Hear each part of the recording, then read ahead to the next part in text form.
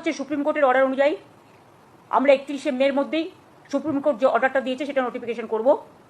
আর দ্বিতীয়ত যদি রিভিউ যেটা আমরা করেছি, রিভিউতে যদি আমরা ভালো রেজাল্ট পাই তাহলে আমরা সেটাকে গ্রহণ করব।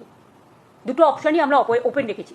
পরীক্ষা হচ্ছে, সুপ্রিম কোর্টের নির্দেশ মতোই পরীক্ষা হচ্ছে, কিন্তু পরীক্ষায় বসবে সকলে, অর্থাৎ আগের 31 লক্ষ এবং আজ পর্যন্ত যারা যারা কোয়ালিফিকেশন অ্যাকোয়ার করেছে তারা সবাই।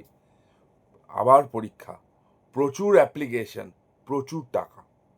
মুখ্যমন্ত্রী এটাই চেয়েছিলেন, সাথে এটাও ইনশিওর করলেন যে কারা টাকা দিয়ে চাকরি পেয়েছে তারা সামনাসামনি যেন না চলে আসে, তারা যেন এক্সপোজ না হয়ে যায়। মুখ্যমন্ত্রীর কাছে দুটো রাস্তা ছিল, হয় পুরো প্যানেল বাঁচিয়ে দেওয়া অথবা পুরো প্যানেল ক্যান্সেল করা। দুটো হলেই তিনি বেঁচে যেতেন। প্যানেল বাঁচানোর জন্য পুরো ব্যাপারটা ঘোলা করলেন এবং প্যানেল বরবাদ করার জন্য যা যা করা তাই করলেন। তিনি এখনও মিথ্যে বলে যাচ্ছেন যে না, আমরা রিভিউয়ের জন্য ওয়েট করছি। আচ্ছা, ধরে নিলাম তর্কের খাতিরে হবে না, তাও ধরে নিলাম রিভিউ তার অ্যালাউ হয়ে গেল, পরীক্ষাটা হবে না।